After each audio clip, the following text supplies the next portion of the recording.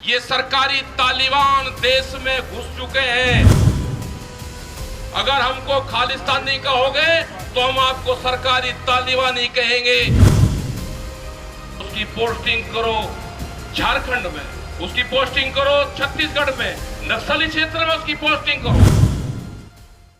ਜਦੋਂ ਜੱਲਿਆਂਵਾਲਾ ਬਾਗ ਦਾ ਨਾਂ ਆਉਂਦਾ ਤੇ ਸਾਡੇ ਰੌਂਗਟੇ ਖੜੇ ਹੋ ਜਾਂਦੇ ਆ। ਉੱਥੋਂ ਦੀ ਮਿੱਟੀ ਅਣਖ ਤੇ ਆਜ਼ਾਦੀ ਦੀ ਤਾਂਘ ਦੀ ਪ੍ਰਤੀਕ ਹੈ ਜੱਲਿਆਂਵਾਲਾ ਬਾਗ। ਦੇਸ਼ 'ਚ ਸੌੜੀ ਸਿਆਸਤ ਕਰ ਰਹੇ ਲੋਕ ਜਾਂ ਵਿਭਾਜਨਕਾਰੀ ਇੱਕ ਫਰੰਗੀ ਸੋਚ ਰੱਖਣ ਵਾਲੇ ਲੋਕ, ਉਹਨਾਂ ਦੀਆਂ ਅੱਖਾਂ ਦੇ ਵਿੱਚ ਜੱਲਿਆਂਵਾਲਾ ਬਾਗ ਦੀ ਮਿੱਟੀ, ਜੱਲਿਆਂਵਾਲਾ ਬਾਗ ਦੀ ਧਰੋਹਰ ਹਮੇਸ਼ਾ ਰੜਕਦੀ ਰਹੀ ਹੈ। ਸਤਿ ਸ਼੍ਰੀ ਅਕਾਲ, ਨਿਰਪੱਖ ਪੋਸਟ ਵੇਖ ਰਹੇ ਤੁਸੀਂ। ਮੈਂ ਹਾਂ ਨੀਰਜ ਕੁਮਾਰ ਲੈ ਕੇ ਹਾਜ਼ਰ ਹਾਂ ਅੱਜ ਦੀਆਂ ਟੌਪ ਖਬਰਾਂ। ਦੱਸ ਦਈਏ ਕਿ ਅੱਜ ਕੀ ਕੁਝ ਖਾਸ ਰਿਹਾ। ਸਭ ਤੋਂ ਪਹਿਲਾਂ ਤੁਹਾਨੂੰ ਦੱਸ ਦਈਏ ਕਿ ਅੱਜ ਦੀ ਜੋ ਪੰਜਾਬ ਕਾਂਗਰਸ ਨੂੰ ਲੈ ਕੇ ਸਿਆਸਤ ਜੋ ਹੈ ਉਹ ਭਖੀ ਰਹੀ ਹੈ ਤੇ ਪੰਜਾਬ ਕਾਂਗਰਸ ਦੇ ਜੋ ਪ੍ਰਭਾਰੀ ਲਗਾਏ ਗਏ ਨੇ ਹਰੀਸ਼ ਰਾਵਤ, ਉਹਨਾਂ ਦੇ ਉੱਤੇ तमाम ਸਿਆਸੀ ਨੇਤਾਵਾਂ ਦੇ ਵੱਲੋਂ ਜੋ ਹੈ ਉਹਨਾਂ ਦੇ ਬਿਆਨ, ਜਿਸ ਦੇ ਵਿੱਚ ਉਹਨਾਂ ਨੇ ਆਪਣੇ ਕਾਰਜਕਾਰੀ ਜੋ ਪ੍ਰਧਾਨ ਲਗਾਏ ਗਏ ਨੇ ਪੰਜਾਬ ਦੇ ਵਿੱਚ ਕਾਂਗਰਸ ਦੇ 4 ਕਾਰਜਕਾਰੀ ਪ੍ਰਧਾਨ ਅਤੇ ਜੋ ਖੁਦ ਪ੍ਰਧਾਨ ਲਗਾਏ ਗਏ ਨੇ ਨਵਜੋਤ ਸਿੰਘ ਸਿੱਧੂ, ਉਹਨਾਂ ਦੀ ਜੋ ਤੁਲਨਾ ਹੈ ਉਹ 5 ਪਿਆਰਿਆਂ ਦੇ ਨਾਲ ਕਰ ਦਿੱਤੀ ਜਾਂਦੀ ਹੈ। ਜਿਸ ਤੋਂ ਬਾਅਦ ਜੋ ਹੈ ਪੰਜਾਬ ਦੇ ਵਿੱਚ ਸਿਆਸੀ ਅਖਾੜਾ ਜੋ ਹੈ ਕਾਫੀ ਭਖ ਜਾਂਦਾ ਤੇ तमाम ਜੋ ਨੇਤਾ ਨੇ ਰਾਜਨੀਤਿਕ ਪਾਰਟੀਆਂ ਦੇ ਉਹ ਤਿੱਖੀ ਪ੍ਰਤੀਕਿਰਿਆ ਦਿੰਦੇ ਨੇ। ਹਾਲਾਂਕਿ ਉਸ ਤੋਂ ਬਾਅਦ ਉਹ ਮਾਫੀ ਵੀ ਮੰਗ ਲੈਂਦੇ ਨੇ। ਇਸ ਤੋਂ ਇਲਾਵਾ ਗੱਲ ਕਰਾਂਗੇ ਕੁਲਤਾਰ ਸਿੰਘ ਸੰਧਵਾਂ ਦੀ। ਤਾਂ ਤੁਹਾਨੂੰ ਦੱਸ ਦਈਏ ਕਿ ਚੰਡੀਗੜ੍ਹ ਦੇ ਵਿੱਚ ਉਹਨਾਂ ਵੱਲੋਂ ਇੱਕ ਪ੍ਰੈਸ ਕਾਨਫਰੰਸ ਕੀਤੀ ਗਈ, ਜਿਸ ਦੇ ਵਿੱਚ ਜਲਿਆਂਵਾਲੇ ਬਾਗ ਦੇ ਜੋ ਕੇਂਦਰ ਸਰਕਾਰ ਵੱਲੋਂ ਨਵੀਨੀਕਰਨ ਕੀਤਾ ਗਿਆ ਉਸ ਨੂੰ ਲੈ ਕੇ ਕਈ ਤਰੀਕੇ ਦੇ ਸਵਾਲ ਖੜੇ ਕੀਤੇ ਗਏ ਅਤੇ ਕਿਹਾ ਗਿਆ ਕਿ ਵਿਧਾਨ ਸਭਾ ਦੇ ਸੈਸ਼ਨ ਦੇ ਵਿੱਚ ਕੁਝ ਵਿਧਾਇਕਾਂ ਅਤੇ ਇਤਿਹਾਸਕਾਰਾਂ ਦੀ ਪੰਜਾਬ ਦੇ ਸੀਓ ਕਮੇਟੀ ਬਣਾਉਣ ਤੇ ਉਹ ਚੈੱਕ ਕਰਨ ਕਿ ਉੱਥੇ ਕੀ ਕੁਝ ਜੋ ਹੈ ਇਤਿਹਾਸ ਦੇ ਨਾਲ ਛੇੜਛਾੜ ਕੀਤੀ ਗਈ ਹੈ ਜਾਂ ਫਿਰ ਉਹ ਪਹਿਲਾਂ ਕਿਵੇਂ ਸੀ ਤੇ ਬਾਅਦ ਦੇ ਵਿੱਚ ਹੁਣ ਕਿਵੇਂ ਹੈ।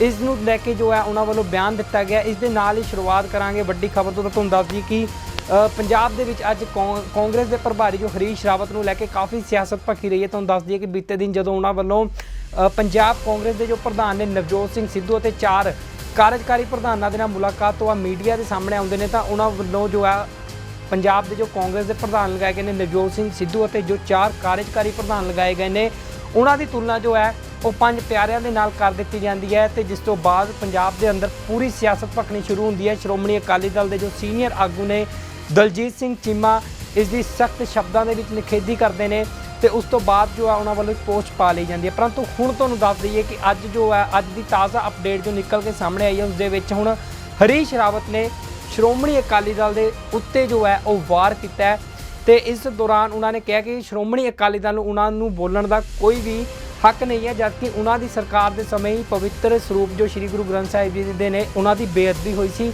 ਇਸ ਤੋਂ ਇਲਾਵਾ ਤੁਹਾਨੂੰ ਦੱਸ ਦਈਏ ਕਿ ਜਦੋਂ ਉਹਨਾਂ ਵੱਲੋਂ ਇਹ ਬਿਆਨ ਦਿੱਤਾ ਗਿਆ ਸੀਗਾ, ਸਭ ਤੋਂ ਪਹਿਲਾਂ 5 ਪਿਆਰਿਆਂ ਦੇ ਨਾਲ ਤੁਲਨਾ ਕੀਤੀ ਗਈ ਸੀ ਨਵਜੋਤ ਸਿੰਘ ਸਿੱਧੂ ਅਤੇ ਜੋ 4 ਕਾਰਜਕਾਰੀ ਪ੍ਰਧਾਨ ਲਗਾਏ ਗਏ ਸੀਗੇ, ਤਾਂ ਉਸ ਦੇ ਉੱਪਰ ਸਭ ਤੋਂ ਪਹਿਲੀ ਪ੍ਰਤੀਕਿਰਿਆ ਜੋ ਹੈ ਉਹ ਡਾਕਟਰ ਦਲਜੀਤ ਸਿੰਘ ਚੀਮਾ ਦੀ ਆਉਂਦੀ ਹੈ। ਤਾਂ ਇਸ ਦੌਰਾਨ ਜੋ ਹੈ ਕਿਹਾ ਜਾ ਸਕਦਾ ਕਿ ਉਹਨਾਂ ਦੇ ਉੱਤੇ ਹੁਣ ਪਲਟਵਾਰ ਜੋ ਹੈ ਹਰੀਸ਼ ਰਾਵਤ ਦੇ ਵੱਲੋਂ ਕੀਤਾ ਗਿਆ। ਦਰਅਸਲ ਤੁਹਾਨੂੰ ਦੱਸ ਦਈਏ ਕਿ ਅੱਜ ਹਰੀਸ਼ ਰਾਵਤ ਜੋ ਹੈ ਸਿੱਧੂ ਧੜੇ ਦੇ ਵਿਧਾਇਕਾਂ ਦੇ ਨਾਲ ਮੀਟਿੰਗ ਕਰਕੇ ਨਿਕਲੇ ਸੀ ਤੇ ਇਹ ਹੱਲਾ ਜੋ ਹੈ ਉਹਨਾਂ ਵੱਲੋਂ ਉਸ ਸਮੇਂ ਅਕਾਲੀ ਦਲ ਦੇ ਉੱਤੇ ਬੋਲਿਆ ਗਿਆ। प्रायश्चित भी करूंगा, लेकिन अकाली दल के दोस्तों से मैं ये कहना चाहता हूं कि अपने पर के जरा सा भैंस देखें, हमारे जुए कहाँ खोजने चल रहे हैं। उन्होंने 5 प्यारों के भक्तों के ऊपर, उनका अनुसरण करने वाले लोगों के ऊपर गोली चलाई, उन्होंने गुरु ग्रंथ साहब का अपमान किया। वो लोग हमसे सवाल कर रहे हैं। सर जलियांवाले तो आदर करते हैं। सर जलियांवाले बाग पे सर रावत सर जलियांवाले बाग पे कांग्रेस डिवाइडेड है। एक साइड पे कहीं कोई डिवाइडेड नहीं है। मुख्यमंत्री कहते हैं कि अच्छा किया, राहुल गांधी कहते हैं कि इंसल्ट हुई। देखिए किस विषय में क्या राय दी गई है वो बात संदर्भ के साथ ही होती है और उसको कोई बात किस संदर्भ में कही गई है, क्या संदर्भ में ली गई है, उस रूप में देखने के बाद ही कोई बात है। आपका क्या स्टैंड है? ਇਸ ਤੋਂ ਨਾਲ ਹੀ ਤੁਹਾਨੂੰ ਇੱਕ ਵਾਰ ਉਹ ਵੀ ਸੁਣਾ ਦਿੰਦੇ ਬਿਆਨ, ਜਿਸ ਦੇ ਵਿੱਚ ਉਹਨਾਂ ਨੇ ਤੁਲਨਾ ਕੀਤੀ ਸੀਗੀ ਪੰਜਾਬ ਦੇ ਜੋ 4 ਕਾਰਜਕਾਰੀ ਪ੍ਰਧਾਨ ਕਾਂਗਰਸ ਦੇ ਲਗਾਏ ਗਏ ਨੇ, ਇਸ ਤੋਂ ਇਲਾਵਾ ਜੋ ਮੌਜੂਦਾ ਪ੍ਰਧਾਨ ਲਗਾਏ ਗਏ ਨੇ ਕਿ ਆਖਿਰ ਕੀ ਕੁਝ ਉਸ ਬਿਆਨ ਦੇ ਵਿੱਚ ਹਰੀਸ਼ ਰਾਵਤ ਦੇ ਵੱਲੋਂ ਕਿਹਾ ਗਿਆ ਸੀ। लेकर के भी कुछ कमेटियाँ आदि बनती हैं, तो मेरा दायित्व था कि मैं ऑनरेबल पीसीसी प्रेसिडेंट से और उनकी टीम से और हमारे 5 प्यारे हैं जो 5 लोग हैं तो उनसे राय परामर्श करूँ। तो चुनाव को लेकर के भी कुछ कमेटियाँ आदि बनती हैं, तो मेरा दायित्व था कि मैं ऑनरेबल पीसीसी प्रेसिडेंट से और उनकी टीम से और हमारे 5 प्यारे हैं जो 5 लोग हैं, तो उनसे वो राय परामर्श करूँगा। ਹਾਲਾਂਕਿ ਇਸ ਬਿਆਨ ਤੋਂ ਬਾਅਦ ਤੁਹਾਨੂੰ ਦੱਸ ਦਈਏ ਕਿ ਸ਼੍ਰੋਮਣੀ ਅਕਾਲੀ ਦਲ ਦੇ ਸੀਨੀਅਰ ਆਗੂ ਦਲਜੀਤ ਸਿੰਘ ਚੀਮਾ ਵੱਲੋਂ ਜੋ ਹੈ ਉਹ ਸਖਤ ਪ੍ਰਤੀਕਿਰਿਆ ਜੋ ਹੈ ਦਿੱਤੀ ਗਈ ਸੀ ਤੇ ਹਰੀਸ਼ ਰਾਵਤ ਨੂੰ ਕਿਹਾ ਗਿਆ ਸੀਗਾ ਕਿ ਉਹ ਮਾਫੀ ਮੰਗਣ।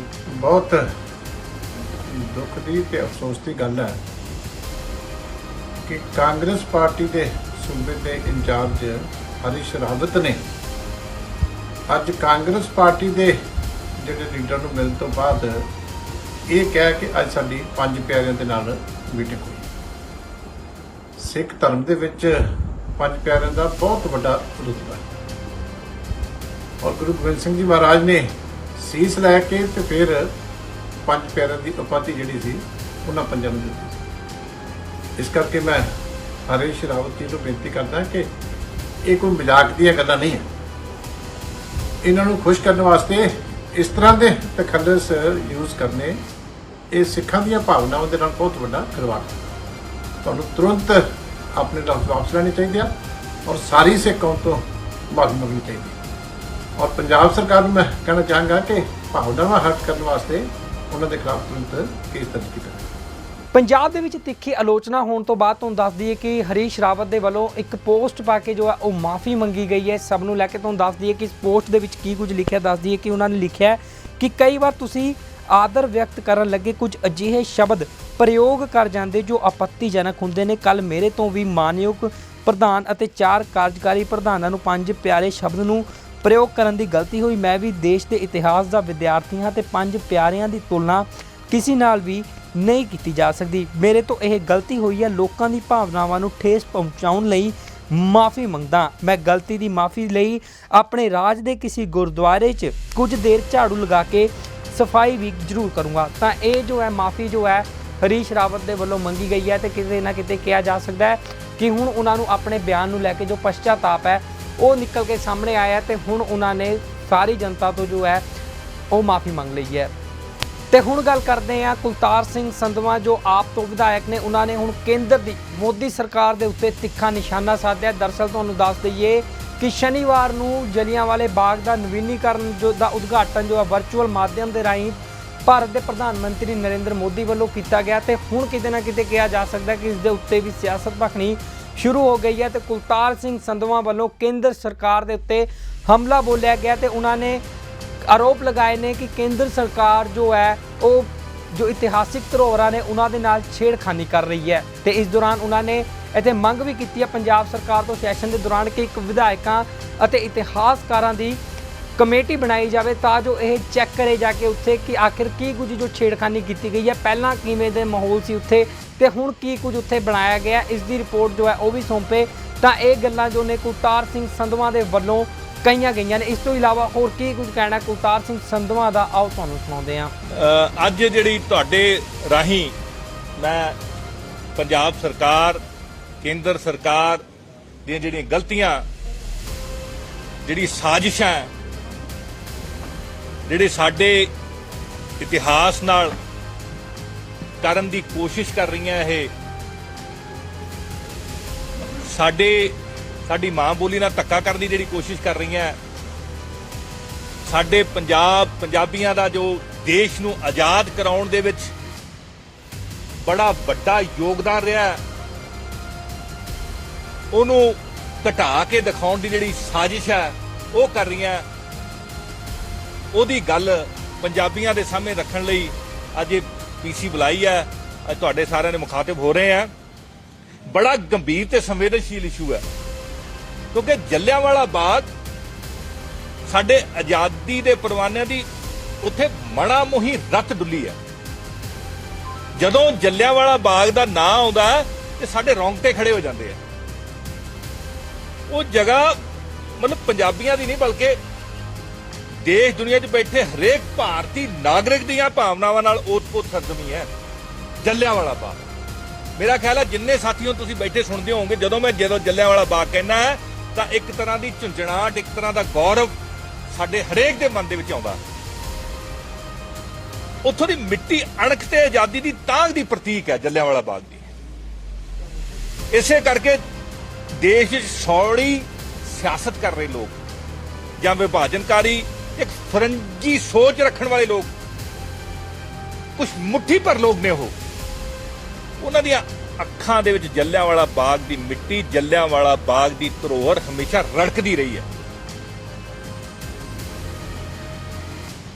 ਇਹ ਮਿੱਟੀ ਆਜ਼ਾਦੀ ਪਰਵਾਨਿਆਂ ਦੀ ਯਾਦ ਦਿਵਾਉਂਦੀ ਹੈ, ਉੱਥੇ ਉਹਨਾਂ ਗੱਦਾਰਾਂ ਦੀ ਵੀ ਯਾਦ ਦਿਵਾਉਂਦੀ ਹੈ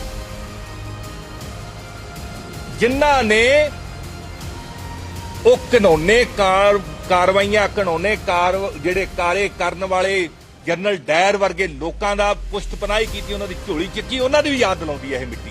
ਸੋ ਉਹਦੇ ਖਿਲਾਫ, ਜੱਲਿਆਂਵਾਲੇ ਬਾਗ ਦੇ ਖਿਲਾਫ ਹਮੇਸ਼ਾ ਹੀ ਸਾਜ਼ਿਸ਼ਾਂ ਹੁੰਦੀਆਂ ਆਈਆਂ, ਉਹ ਹੁੰਦੀਆਂ ਰਹਿਣਗੀਆਂ। ਹੁਣ ਇਹ ਜਿਹੜਾ ਮੁੱਦਾ ਅੱਜ ਜਿਹਦੇ ਕਰਕੇ ਤੁਹਾਨੂੰ ਮੈਂ ਮੁਖਾਤਬ ਹੋ ਰਿਹਾ, ਇਹ ਮੁੱਦਾ ਕੋਈ ਸੁਹਿਰਦ ਅੰਮ੍ਰਿਤਸਰੀਆਂ ਵੱਲੋਂ ਸੋਸ਼ਲ ਮੀਡੀਆ ਰਾਹੀਂ ਚੱਕਿਆ ਗਿਆ, ਜਿਸ ਵਿੱਚ ਜੱਲਿਆਂਵਾਲੇ ਬਾਗ ਦੀ ਇਤਿਹਾਸਕ ਦਿੱਖ, ਜਾਂ ਤਾਂ ਉਹ ਇਹ ਕਹਿੰਦੇ ਨੇ, ਉਹ ਕਲੇਮ ਕਰਦੇ ਨੇ ਅੰਮ੍ਰਿਤਸਰੀਏ, ਸਾਡੇ ਜਿਹੜੇ ਉੱਥੋਂ ਦੇ ਲੋਕਲ ਲੋਕ ਨੇ, ਜਿਹੜੇ ਸੁਹਿਰਦ ਲੋਕ ਨੇ, ਜਿਹੜੇ ਇਤਿਹਾਸ ਤੋਂ ਜਾਣਕਾਰ ਨੇ, ਜਿਨ੍ਹਾਂ ਨੂੰ ਸਾਡੇ ਦੇਸ਼ ਨਾਲ ਪਿਆਰ ਹੈ, ਜਿਨ੍ਹਾਂ ਨੂੰ ਸਾਡੇ ਆਜ਼ਾਦੀ ਪਰਵਾਨਿਆਂ ਦੀਆਂ ਕੁਰਬਾਨੀਆਂ ਤੇ ਮਾਣ ਹੈ, ਉਹ ਇਹ ਕਲੇਮ ਕਰਦੇ ਆ ਕਿ ਉੱਥੋਂ ਦੀ ਦਿੱਖ ਨੂੰ ਬਿਲਕੁਲ ਮਿਟਾ ਦਿੱਤਾ ਗਿਆ, ਉਹਨੂੰ ਦਿੱਖ ਨੂੰ ਖਤਮ ਕਰਨ ਦੀ ਕੋਸ਼ਿਸ਼ ਕੀਤੀ ਗਈ, ਜਿਹੜੀ ਇਤਿਹਾਸਕ ਜਿਹੜੀ ਮਹਾਨਤਾ ਵਾਲੀ ਦਿੱਖ ਸੀ ਉਹਨੂੰ ਖਤਮ ਕਰਨ ਦੀ ਕੋਸ਼ਿਸ਼ ਕੀਤੀ ਗਈ ਹੈ। ਜੇ ਵਾਕਈ ਸਹੀ ਹੈ ਤਾਂ ਇੱਕ ਬਹੁਤ ਵੱਡੀ ਅਣਗਹਿਲੀ ਹੈ, ਇੱਕ ਸਾਜ਼ਿਸ਼ ਵੀ ਹੈ, ਔਰ ਆਮ ਆਦਮੀ ਪਾਰਟੀ ਦਾ ਇਹ ਮੰਨਣਾ ਹੈ ਕਿ ਇਹ ਬਹੁਤ ਵੱਡੀ ਸਾਜ਼ਿਸ਼ ਹੈ, ਕਿਉਂਕਿ ਭਾਰਤੀ ਜਨਤਾ ਪਾਰਟੀ ਦਾ ਇੱਕ ਏਜੰਡਾ ਹੈ ਕਿ ਭਾਰਤ ਦਾ ਜਿਹੜਾ ਸੁਨਹਿਰੀ ਇਤਿਹਾਸ ਹੈ ਇਹਨੂੰ ਬਦਲ ਦਿੱਤਾ ਜਾਵੇ। ਸਾਡੀਆਂ ਜਿਹੜੀਆਂ ਇਤਿਹਾਸਕ ਧਰੋਹਰਾਂ ਹੈ ਉਹਨਾਂ ਨੂੰ ਵੀ ਬਦਲਣ ਦਾ, ਉਹਨਾਂ ਨੂੰ ਸਾਡੇ ਇਤਿਹਾਸ ਨੂੰ ਚਲਾਉਣ ਦੀ ਚਰਚਾ ਛੱਡੀ ਹੋਈ ਹੈ। ਸਾਡੀਆਂ ਵੱਡੀਆਂ ਜਿਹੜੀਆਂ ਇਤਿਹਾਸਕ ਧਰੋਹਰਾਂ ਉਹਨਾਂ ਨੂੰ ਬਦਲਣ ਦੀ ਮੁਹਿੰਮ ਛੇੜੀ ਹੋਈ ਹੈ।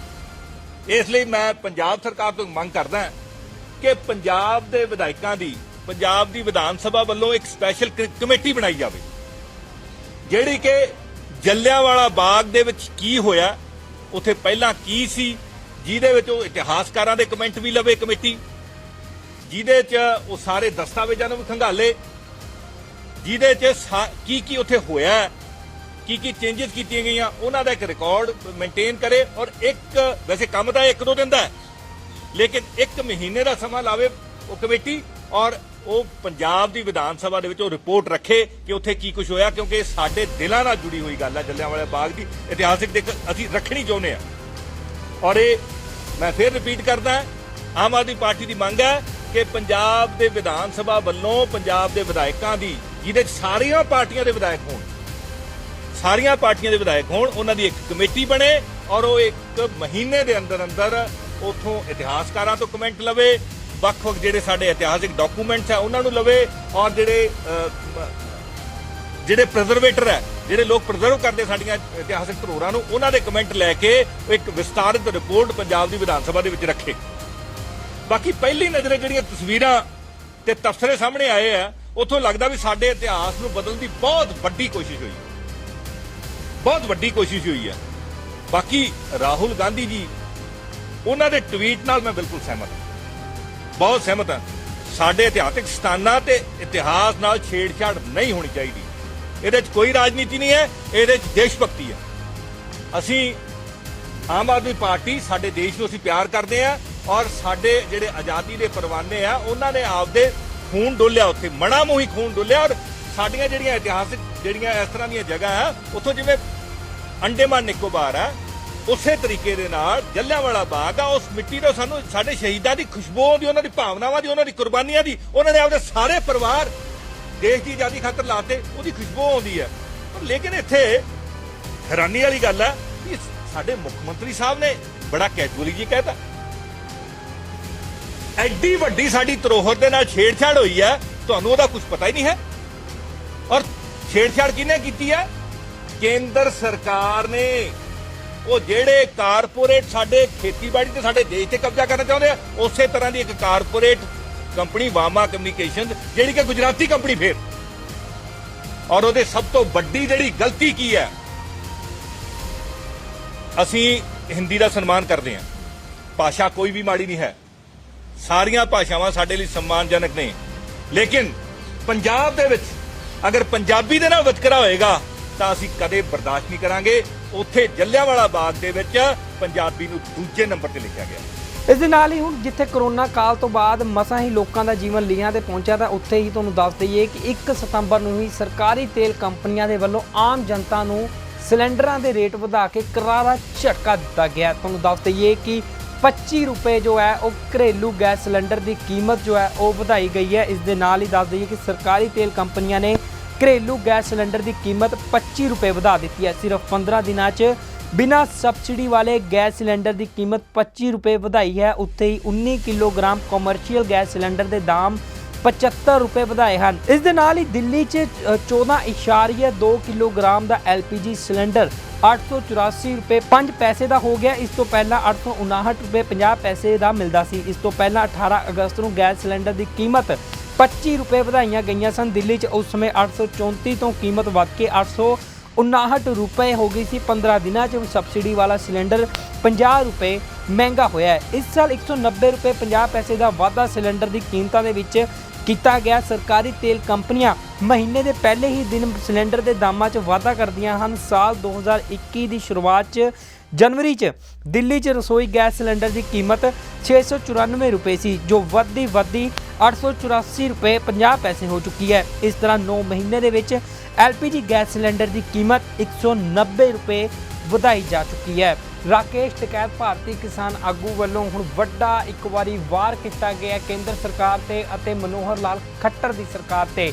ਤੁਹਾਨੂੰ ਦੱਸ ਦਈਏ ਕਿ ਇੱਕ ਪੰਚਾਇਤ ਦੇ ਵਿੱਚ ਪਹੁੰਚੇ ਸੀ ਰਾਕੇਸ਼ ਟਕੈਤ, ਜਿੱਥੇ ਉਹਨਾਂ ਵੱਲੋਂ CM ਮਨੋਹਰ ਲਾਲ ਖੱਟਰ ਤੇ ਕਰਾਰਾ ਤੰਜ ਕੱਸਿਆ ਗਿਆ। ਇਸ ਤੋਂ ਇਲਾਵਾ ਜਿਸ ਅਧਿਕਾਰੀ ਨੇ ਲਾਠੀਚਾਰਜ ਦੇ ਹੁਕਮ ਦਿੱਤੇ ਸਨ, ਉਸ ਦੇ ਖਿਲਾਫ ਵੀ ਜੋ ਹੈ ਲਗਾਤਾਰ ਹੁਣ ਮੋਰਚਾ ਖੋਲ੍ਹਿਆ ਗਿਆ ਕਿਸਾਨ ਆਗੂਆਂ ਵੱਲੋਂ। ਦੱਸ ਦਈਏ ਕਿ ਇਸ ਦੌਰਾਨ ਤੁਹਾਨੂੰ ਰਾਕੇਸ਼ ਟਕੈਤ ਨੇ ਮਨੋਹਰ ਲਾਲ ਖੱਟਰ ਨੂੰ RSS ਦੀ ਫੈਮਿਲੀ 'ਚੋਂ ਦੱਸਿਆ। ਇਸ ਦੇ ਨਾਲ ਹੀ ਜਿਸ ਆਗੂ ਦੁਆਰਾ ਉਹਨਾਂ ਨੇ ਕਿਹਾ ਕਿ ਲਾਠੀਚਾਰਜ ਦੇ ਹੁਕਮ ਦਿੱਤੇ ਗਏ ਨੇ, ਉਹ ਵੀ RSS ਦਾ ਹੀ ਬੰਦਾ ਹੈ। ਇਸ ਤੋਂ ਇਲਾਵਾ ਉਹਨਾਂ ਨੇ ਭਾਰਤ ਸਰਕਾਰ ਤੋਂ ਇਹ ਮੰਗ ਕੀਤੀ ਹੈ ਕਿ ਜਿਸ ਅਧਿਕਾਰੀ ਦੇ ਦੁਆਰਾ ਇਹ ਲਾਠੀਚਾਰਜ ਦੇ ਹੁਕਮ ਦਿੱਤੇ ਗਏ ਸਨ ਕਰਨਾਲ ਦੇ ਵਿੱਚ, ਉਸ ਅਧਿਕਾਰੀ ਦੀ ਜੋ ਪੋਸਟਿੰਗ ਹੈ ਉਹ ਝਾਰਖੰਡ ਅਤੇ ਛੱਤੀਸਗੜ੍ਹ ਦੇ ਵਿੱਚ ਕੀਤੀ ਜਾਵੇ, ਕਿਉਂਕਿ ਉੱਥੇ ਨਕਸਲਵਾਦ ਬਹੁਤ ਹੈ, ਤਾਂ ਜੋ ਉੱਥੇ ਅਜਿਹੇ ਇਹ ਮਾਰਕੁੱਟ ਦੇ ਜੋ ਫੈਸਲੇ ਨੇ ਉਹ ਲਏ ਜਾ ਸਕਣ ਅਤੇ ਉੱਥੇ ਜੋ ਹੈ ਨਕਸਲਵਾਦ ਦਾ ਸਫਾਇਆ ਕੀਤਾ ਜਾ ਸਕੇ। ਤਾਂ ਇਹ ਗੱਲਾਂ ਜੋ ਨੇ ਰਾਕੇਸ਼ ਟਕੈਤ ਦੇ ਵੱਲੋਂ ਕਹੀਆਂ ਗਈਆਂ ਨੇ। ਤੁਹਾਨੂੰ ਦੱਸ ਦਈਏ ਕਿ ਸ਼ਨੀਵਾਰ ਨੂੰ ਕਰਨਾਲ ਦੇ ਵਿੱਚ ਪੁਲਿਸ ਵੱਲੋਂ ਲਾਠੀਚਾਰਜ ਕੀਤਾ ਗਿਆ ਸੀਗਾ ਤੇ ਇਸ ਦੇ ਲਈ ਤੁਹਾਨੂੰ ਦੱਸ ਦਈਏ ਕਿ ਕਾਫੀ ਜੋ ਹੈ ਆਲੋਚਨਾ ਜੋ ਹੈ CM ਮਨੋਹਰ ਲਾਲ ਖੱਟਰ ਦੀ ਸਰਕਾਰ ਨੂੰ ਝੱਲਣੀ ਪਈ ਸੀ ਤੇ ਥਾਂ ਤੇ ਚੱਕਾ ਜਾਮ ਕਰ ਦਿੱਤਾ ਗਿਆ ਸੀ ਕਿਸਾਨਾਂ ਵੱਲੋਂ। ਤਾਂ ਹੁਣ ਜੋ ਹੈ ਰਾਕੇਸ਼ ਟਕੈਤ ਵੱਲੋਂ ਜੋ ਮੋਰਚਾ ਵੀ ਖੋਲ੍ਹ ਦਿੱਤਾ ਗਿਆ। ਇਸ ਮੌਕੇ ਤੋਂ ਦੱਸ ਦਈਏ ਕਿ 5 ਸਤੰਬਰ ਨੂੰ ਮੁਜ਼ੱਫਰਨਗਰ ਦੇ ਵਿੱਚ ਇੱਕ ਵੱਡੀ ਕਿਸਾਨ ਪੰਚਾਇਤ ਹੋਣ ਜਾ ਰਹੀ ਹੈ, ਜਿਸ ਦੇ ਵਿੱਚ ਕਰੀਬ ਦੇਸ਼ ਤੋਂ ਕਾਫੀ ਕਿਸਾਨ ਆਗੂ ਜੋ ਨੇ ਉਹ ਸ਼ਾਮਿਲ ਹੋਣਗੇ ਤੇ ਜੋ ਅੰਦੋਲਨ ਚੱਲ ਰਿਹਾ ਦਿੱਲੀ ਦੀਆਂ ਬਰੂਹਾਂ ਤੇ ਉਸ ਨੂੰ ਹੋਰ ਕਿਵੇਂ ਤਿੱਖਾ ਕਰਨਾ, ਉਸ ਦੇ ਉੱਪਰ ਵਿਚਾਰ ਚਰਚਾ ਜੋ ਹੈ ਕੀਤੀ ਜਾਵੇਗੀ। ਤਾਂ ਅੱਜ ਜੋ ਹੈ ਕਰਾਰਾ ਵਾਰ ਜੋ ਹੈ ਰਾਕੇਸ਼ ਟਕੈਤ ਦੇ ਵੱਲੋਂ ਕੀਤਾ ਗਿਆ ਹੈ ਤੇ ਮਨੋਹਰ ਲਾਲ ਖੱਟਰ ਨੂੰ RSS ਦੀ फैमिली ਦੇ ਵਿੱਚੋਂ ਦੱਸਿਆ ਹੈ। खट्टर ने ये आंदोलन पर लाठियां चलाई है, ये गलत करा है। उस अधिकारी के खिलाफ कार्रवाई करनी चाहिए, उस अधिकारी को सस्पेंड डिसमिस करना चाहिए। वो अधिकारी कोई और नहीं है, उस अधिकारी का चाचा RSS में एक बड़े ओहदे पे है, वो RSS की फैमिली से है। जो खट्टर है यहाँ का मुख्यमंत्री, वो भी RSS की फैमिली से है। ये सरकारी तालिबान देश में घुस चुके हैं। ये सरकारी तालिबानों का पहला कमांडर करनाल की जमीन पे मिला है, RSS का बंदा है और IAS अधिकारी बन चुका है। अगर हमको खालिस्तानी कहोगे तो हम आपको सरकारी तालिबानी कहेंगे। ये याद रख लेना, यहाँ की सरकार सरकारी तालिबानों का तमका और आपका कमांडर करनाल के अंदर है। ये किसान उसको कभी माफ नहीं करेगा। उनकी फैमिली, जिनका बच्चा वहां पर शहीद हुआ है, उनका परिवार तुम्हें कभी माफ नहीं करेगा। 302 का मुकदमा और सस्पेंड अगर सरकार ये भी नहीं करती तो उसकी पोस्टिंग करो झारखंड में, उसकी पोस्टिंग करो छत्तीसगढ़ में, नक्सली क्षेत्र में उसकी पोस्टिंग करो, वहां पर जरूरत है इसकी। परमानेंट लिख के दो भारत सरकार कि इसकी पोस्टिंग वहां पर कर जाती है। अगर IAS रहेगा तो ये वहां पर ड्यूटी करेगा। ऐसे खतरनाक आदमी की तो जरूरत वहां पे है। अपने आंदोलन को शांतिपूर्ण तरीके से हमारा आंदोलन चलेगा। भारत सरकार के अधिकारियों का ये कहना है कि इस आंदोलन को जब हटाया जाएगा तो इसमें से 1000 से 1500 लोग इस आंदोलन में मारे जाएंगे। मारे गए हैं, हमारे 650 लोग शहीद हुए हैं। क्या भारत सरकार जब ही मानेगी जब इस आंदोलन के 1500 लोग शहीद हो जाएंगे? ये उनका पूरी रणनीति थी। 26 तारीख के बाद में जो घटनाक्रम हुआ उसमें इनकी रणनीति थी कि आंदोलन को हम हटाएंगे तो आंदोलन में हजारों लोग उससे ज्यादा इस आंदोलन में मारे जाएंगे। ये फीडबैक सरकारों के थे।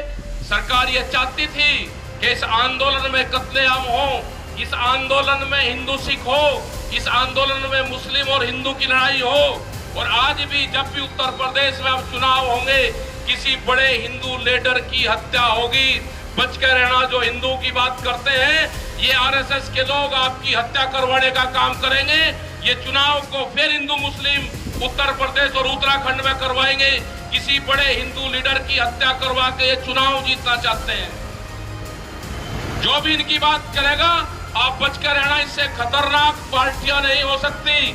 जिसने अपने लीडरों को अंदर बंद कर रखा है, कहाँ है लाल कृष्ण आडवाणी, कहाँ है मुरली मनोहर जोशी, जो स्टेज पर कहते थे कि सुविधा से जागरण के मंचों में बात करते थे, ऑर्गेनिक फार्मिंग की बात करते थे, पेस्टिसाइड आउट इंडिया की बात करते थे, कहाँ गए? आज उनके घरों पे पुलिस लगा रखी है। उनके घर के अंदर कोई प्रेस के लोग नहीं जा सकते। एक बयान देने की हैसियत उनके बुजुर्गों की नहीं है। उन्हें घर में कैद कर रखे हैं। अंदर जिन्होंने पार्टी बनाई थी वे घरों के अंदर कैद हैं। ये बीजेपी के लोग ये कह रहे जी आप हमारी पार्टी, भाई तुम्हारी पार्टी का अपने नेताओं को छुटवाओ, पहले उनसे बयान दिलवाओ। इस किसान मोर्चे के संबंध में उनसे बयान दिलवाओ। आपके तो नेता कैद में है, तो ये हमको या किसी को छोड़ देंगे? तो ये आपको ये आंदोलन तेज करने पड़ेंगे। अपने आंदोलन शांतिपूर्ण तरीके से करने पड़ेंगे। मुजफ्फरनगर की जो पंचायत है वह संयुक्त मोर्चे की पंचायत है और वहां पे कड़े निर्णय संयुक्त मोर्चे के फैसले वहां पे होंगे जो पूरे देश भर में लागू करेंगे। ये न मोर्चा कमजोर है, न देश का किसान कमजोर है, न देश का नौजवान कमजोर है।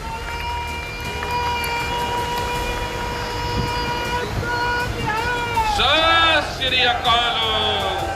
ਤਾਜ਼ਾ ਖਬਰਾਂ ਦੀ ਅਪਡੇਟ ਲਈ ਬਣੇ ਰਹੋ ਨਿਰਪੱਖ ਪੋਸਟ ਦੇ ਨਾਲ, ਖਬਰ ਦੀ ਨਿਰਪੱਖ ਆਵਾਜ਼। ਪੰਜਾਬ ਅਤੇ ਪੰਜਾਬੀਅਤ ਨਾਲ ਜੁੜਿਆ ਹਰ ਮੁੱਦਾ, ਹਰ ਖਬਰ ਨਿਰਪੱਖ ਤਰੀਕੇ ਨਾਲ ਤੁਹਾਡੇ ਤੱਕ ਪਹੁੰਚਣ ਦੀ ਕੋਸ਼ਿਸ਼ ਵਿੱਚ ਤੁਸੀਂ ਵੀ ਦੇਵੋ ਸਾਡਾ ਸਾਥ। ਤਾਂ ਹੁਣੇ ਲਾਈਕ ਕਰੋ ਸਾਡਾ ਫੇਸਬੁੱਕ ਪੇਜ, ਸਬਸਕ੍ਰਾਈਬ ਕਰੋ YouTube ਤੇ ਅਤੇ ਫੋਲੋ ਕਰੋ ਇੰਸਟਾ ਅਤੇ ਟਵਿੱਟਰ ਤੇ ਨਿਰਪੱਖ ਪੋਸਟ, ਖਬਰ ਦੀ ਨਿਰਪੱਖ ਆਵਾਜ਼। ਵਿਜ਼ਿਟ ਕਰੋ www.nirpakhpost.com।